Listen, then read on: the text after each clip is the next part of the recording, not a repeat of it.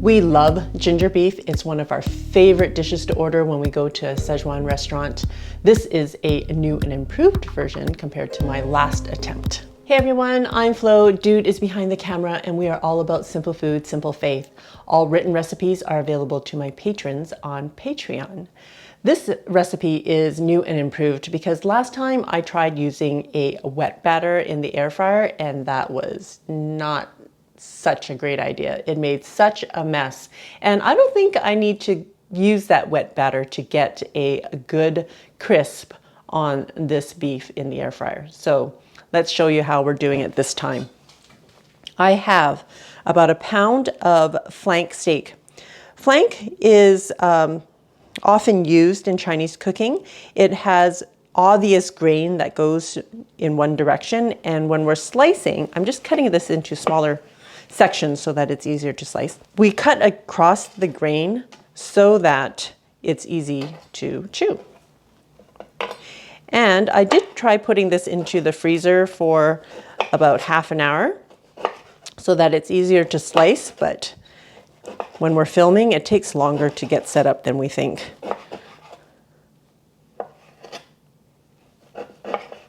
This actually makes a lot of ginger beef. I don't know if, well, I guess in a restaurant when you order it, you wouldn't be getting this much meat. So when I was in college, I used to buy a lot of this and just cut it up into little sections and freeze it. But I was just cooking for myself, so. I think it depends even on, for a family and the meat consumption level, that you could probably do the same thing. Yep. Especially with the price of beef nowadays. Oh, I know, it's so expensive. Even, I found this week, there wasn't even any beef on sale. Usually there's something on sale. Okay, I'm just gonna put this in a bowl.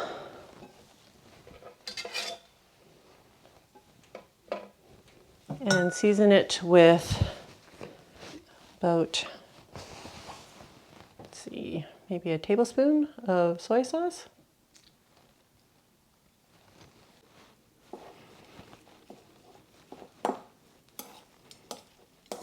I'm letting my beef marinate while I prep the rest of the ingredients. I'm going to use half an onion only. I'm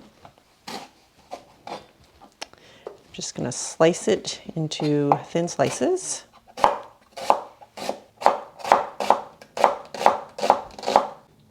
And one large carrot I'm going to julienne.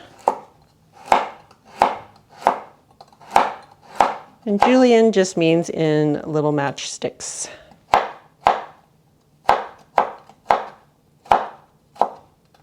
And I have 3 cloves of garlic that I'm just going to use my garlic press to mince. In the last few episodes, I've been using my dehydrated garlic because I haven't been going to the store as often. And then the times that I have gone to the store, I've forgotten to get garlic, so. I have a 2-ounce piece of ginger. It's like the size of a giant swollen thumb. I'm just gonna grate this into the bowl with my garlic because I'm gonna add it at the same time. 2 ounces of ginger will get you about 3 to 4 tablespoons of grated ginger. So more or less, if you want more, add more. If you don't want as much, don't add as much. Easy peasy. All right, so I've put my vegetables aside now, and I'm going to use about half a cup of potato starch.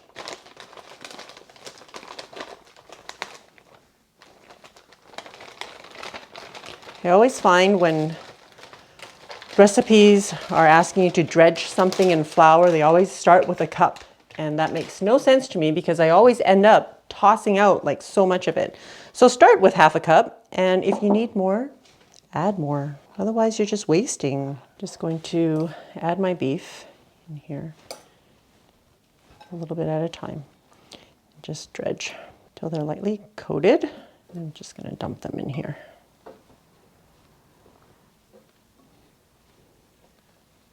All right, so I used about half of the beef, and I'm going to mist it with some vegetable oil. And then my mister is no longer working properly, so it's just coming out in a stream, but still it's better than pouring oil all over it. And I'm going to Cook this for 10 minutes and I'm gonna stir it once at around the 5-minute mark.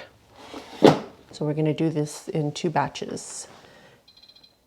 Whoops, up 400 and for 10 minutes. Now we're gonna work on our sauce. Oh, Melissa. I see bourbon. You know why? Because I'm out of Shaoxing wine. Again, I haven't been able to get to an Asian market, so I'm running out of stuff. And we're just substituting. That's what we do. Okay, we're gonna start making our sauce with 2 tablespoons of soy sauce, 1 tablespoon of dark soy sauce, 2 tablespoons of bourbon or Shaoxing wine or sherry, 2 tablespoons of rice vinegar, and 1 tablespoon of sesame oil. Okay, gonna heat up the wok. And if you don't have a wok, you can just use a large frying pan. I just find the wok is easier to stir all the ingredients around. So once your wok is smoking, add 2 tablespoons of vegetable oil or peanut oil or whatever oil you choose. Maybe not olive oil because it has a lower smoking temperature. And then we're gonna get the onions and carrots going.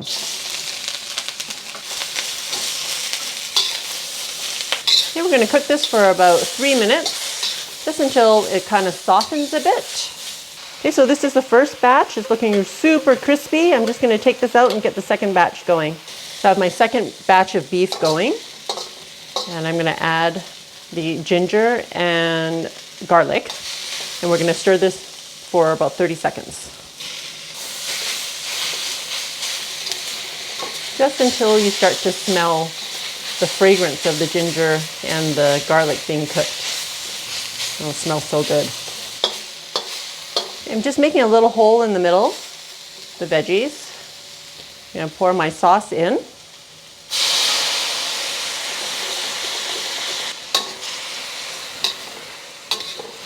I'm making a mess here. That's the bottom of my cornstarch as well. I've got about a teaspoon of cornstarch, adding about 2 teaspoons of water, maybe a tablespoon. And we're gonna add that to the sauce to thicken it. And then we're gonna turn this off. And now we're just waiting for our beef. Check it out. Oh, super crispy. Super crispy. Okay, I'm just gonna heat the sauce back up a little bit. It's only been a couple minutes, but let's just serve this piping hot, shall we? And so all this beef is going back in to the wok.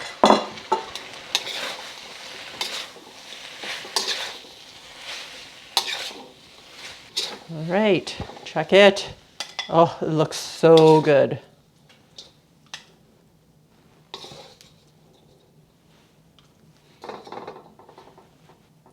Okay, are you all ready for?